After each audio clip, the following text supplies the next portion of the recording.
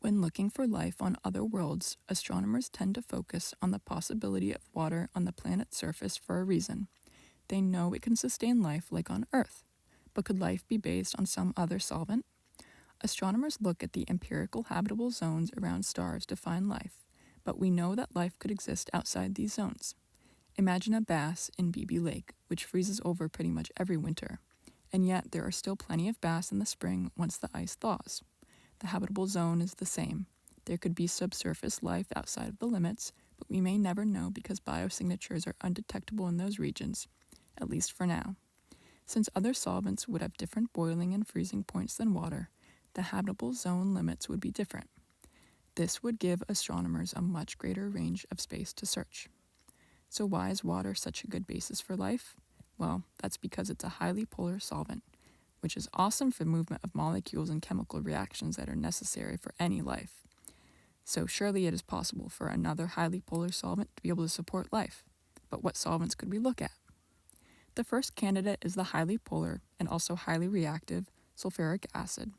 There are theories that Venus was once a habitable planet like Earth, and that the oceans evaporated as the planet warmed and life went extinct. But it is also possible that life could be sustained on Venus in the plentiful sulfuric acid atmosphere. Although sulfuric acid is reactive and destructive, research has found that amino acids that are necessary for life could actually remain stable in sulfuric acid. Our next candidate is formamide, a highly polar solvent. New research is coming out that formamide played a big part in the formation of life on Earth, could have even replaced water, so it's possible that the existence of formamide on other worlds is even more crucial than that of water. Additionally, in experiments where we try to recreate life, water tends to break down proteins and other building blocks for life, which contradicts the idea that water alone is necessary for life. Our last candidate is liquid methane.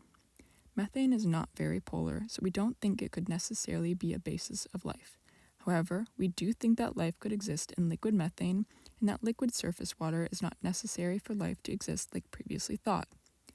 Animal life on Earth takes in oxygen and releases carbon dioxide, fueled by glucose. But in a methane-based world, we think life would take in hydrogen and release methane, fueled by acetylene. We've had some trouble confirming the existence of liquid water outside of Earth, but we have found these alternative solvents. For example, Titan, one of Saturn's largest moons, is covered in liquid methane oceans and lakes.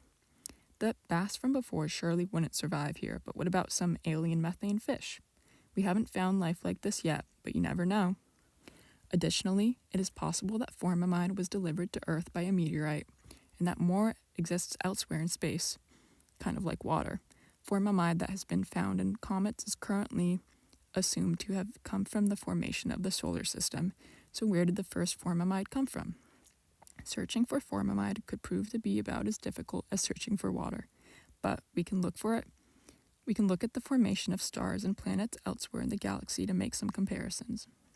The only reason why we think water is necessary for life is because the only life we found is based on water, which is us. We'll never know the full range of capacity for life if we don't explore alternative solvents and find proof of life.